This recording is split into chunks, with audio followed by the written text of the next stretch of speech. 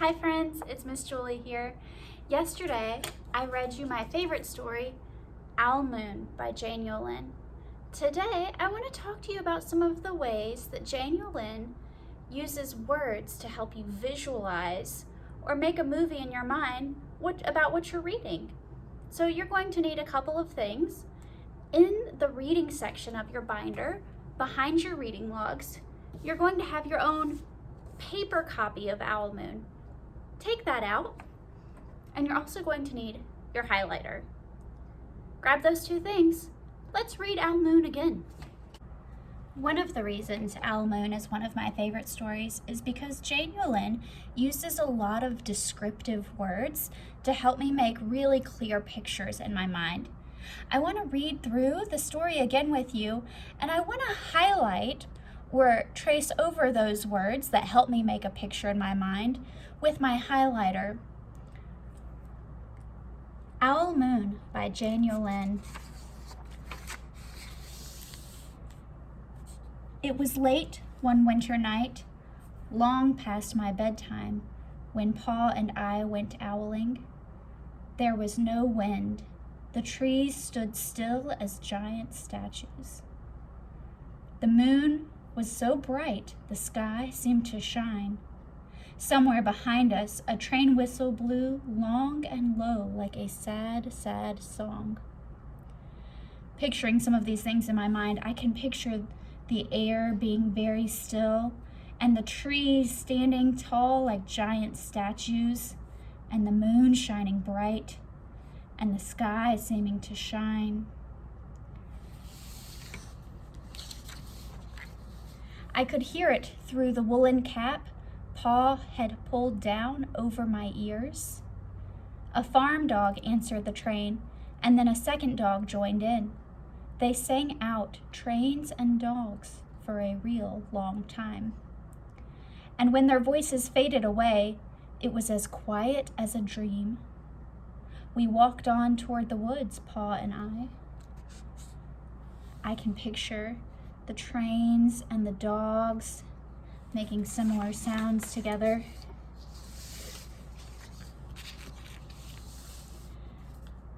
Our feet crunched over the crisp snow, and little gray footprints followed us. Pa made a long shadow, but mine was short and round. I can picture little gray footprints and long shadows. I had to run after him every now and then to keep up, and my short, round shadow bumped after me. I can picture that part in my mind too, the shadow kind of bouncing along. But I never called out. If you go owling, you have to be quiet. That's what Pa always says. I had been waiting to go owling with Pa for a long, long time.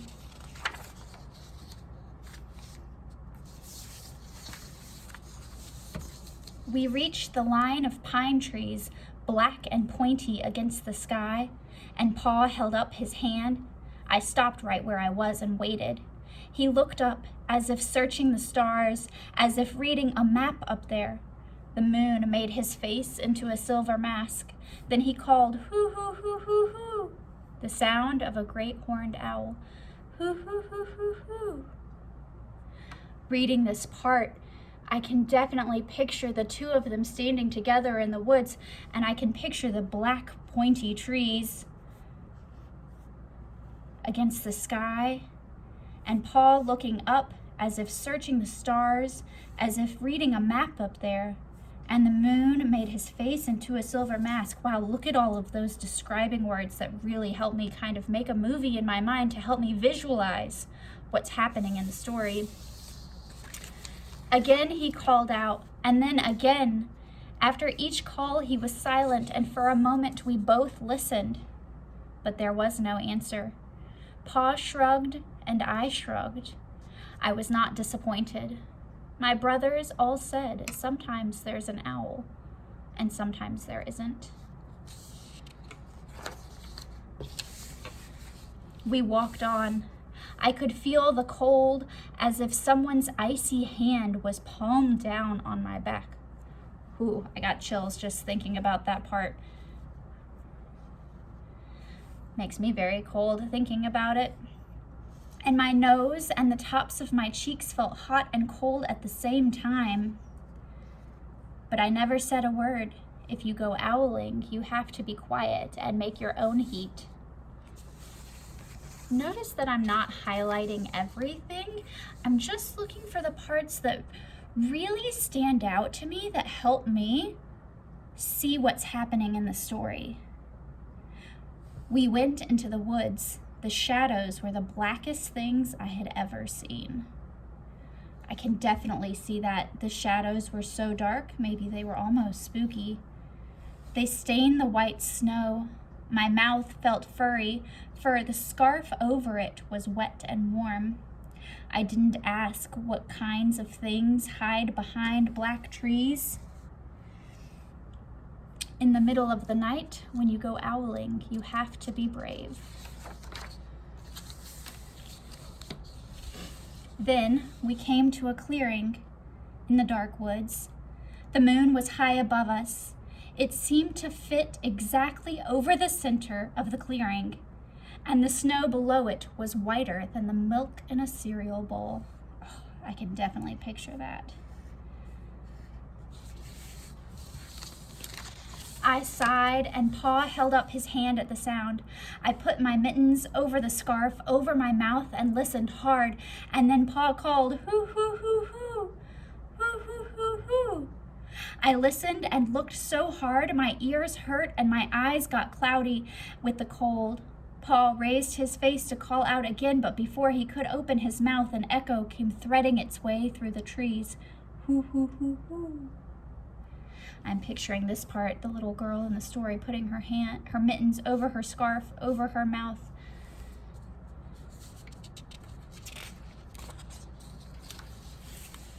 Pa almost smiled. Then he called back, "Hoo, hoo, hoo, hoo," just as if he and the owl were talking about supper or about the woods or the moon or the cold. I took my mitten off the scarf, off my mouth, and I almost smiled too.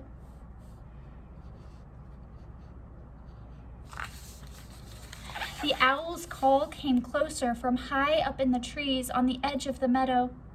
Nothing in the meadow moved. Oh, I can see everything being very still. All of a sudden, an owl shadow, part of the big tree shadow, lifted off and flew right over us. We watched silently with the heat in our mouths, the heat of all of those words we had not spoken. The shadow hooted again. Pa turned on his big flashlight and caught the owl just as it was landing on a branch. For 1 minute, 3 minutes, maybe even 100 minutes, we stared at one another.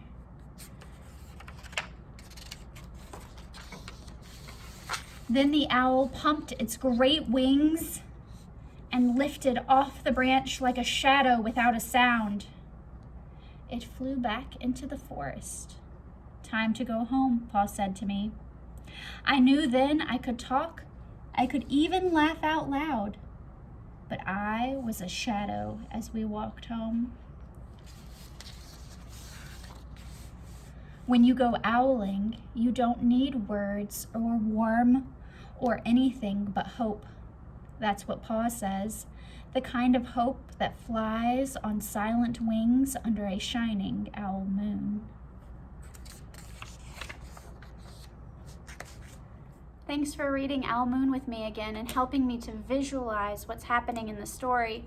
It really helps me make a clear picture in my mind when I think about the words that the author uses to describe the setting and what the characters are doing. Join me again tomorrow while we look for other clues in Owl Moon.